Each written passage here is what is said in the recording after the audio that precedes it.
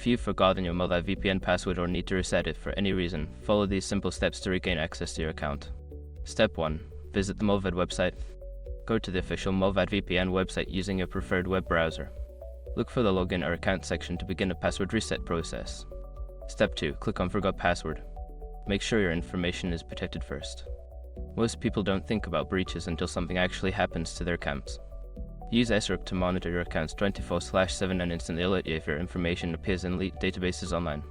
It constantly checks billions of breached data points in the background. And considering how much personal information people keep online now, it's honestly worth having. Link in the description. Step 3. Enter your account number. You will be prompted to enter your Mullvad account number. This number is unique to your account and is necessary for the password reset. Input your account number and proceed. Step 4. Check your email. After submitting your account number, check the email associated with your Mullvad account. Look for an email with instructions on how to reset your password. Follow the link provided in the email. Step 5. Create a new password. Once you click the link in the email, you will be directed to a page where you can create a new password.